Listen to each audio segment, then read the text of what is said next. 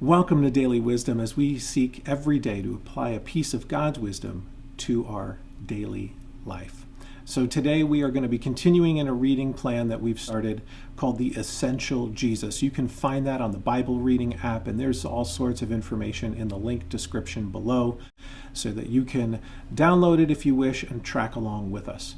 Today's reading is a longer one for us. I don't normally read the whole passage in these summaries and in these daily thoughts, but today it's so important for us to really spend time on this because we discover more about Jesus. And I don't want you to miss any of these details, so we are going to cover the whole passage quickly this morning. So let's jump right in. We are in Colossians chapter 1, and we're picking up in verse 15. Let's take a look together. It says, "The Son is the image of the invisible God, the firstborn over all creation, for in him all things were created, things in heaven and on earth, visible and invisible, whether thrones or powers or rulers or authorities, all things have been created through him and for him. He is before all things, and in him all things hold together."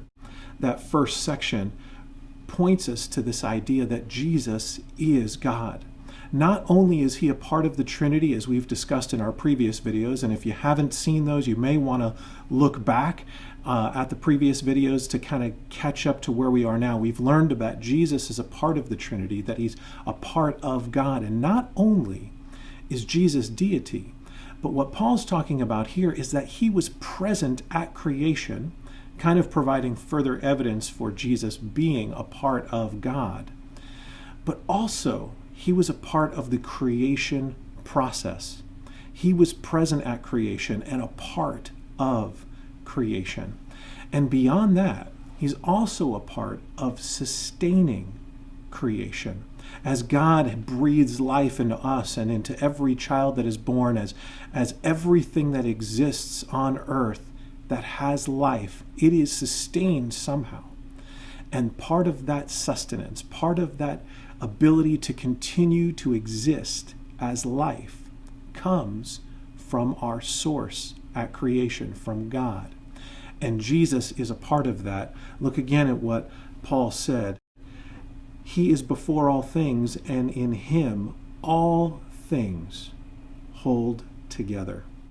Jesus helps sustain life. He helps to sustain us. And that is beautiful to consider as we begin our day. Let's look back at our passage and see what other details Paul provides for us in Colossians, and we're picking up at verse 18. He says, speaking of Jesus, "And he is the head of the body, the church. He is the beginning and the firstborn from among the dead, so that in everything he might have supremacy. For God was pleased to have all his fullness dwell in him, and through him to reconcile to himself all things, whether these things are on earth or things in heaven, by making peace through his bloodshed on the cross." Not only was Jesus a part of the Godhead, not only is he part of God, but he is also the head of the church. He created the church. He started the church. That's what he's charged his disciples to do. And as a part of the church, we are responsible for sharing his message of hope and healing and truth with the rest of the world and in our circles of influence today. So if you are not a part of a church family, I want to encourage you again to find a church home. It is so very important for you to be part of a community of faith that is talking about Jesus. And here's another important piece. The church should be talking about Jesus. Sometimes in church families, more time is spent on arguing or debating. More time is spent on attacking and defending, instead of simply sharing Jesus' message of hope and his teachings, and how his teachings can change our life. Because that is what the church should be about. Life change through the message of hope that Jesus brings.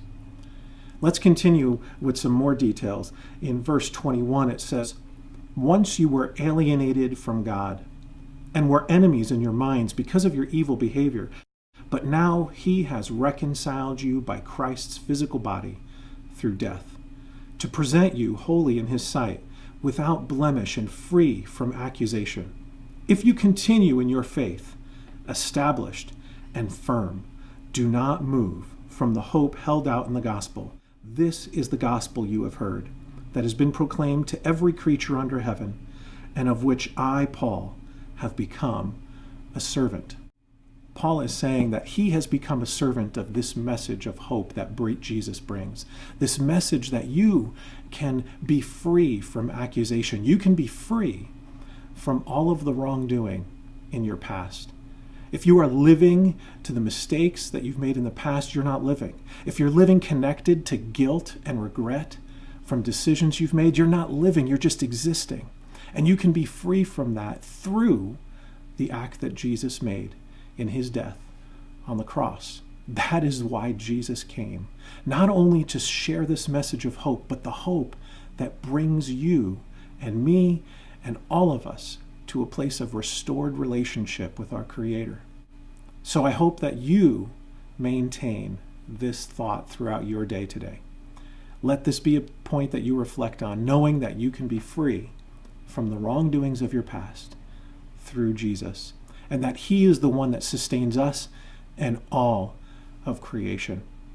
Hopefully you found this video helpful today. If so, hit that thumbs up button. That'll help others to see it. And if you haven't subscribed to our YouTube channel, please feel free to do so. We would love to have you see every single video that we upload so that you can continue starting your day with God's wisdom. We'll see you tomorrow.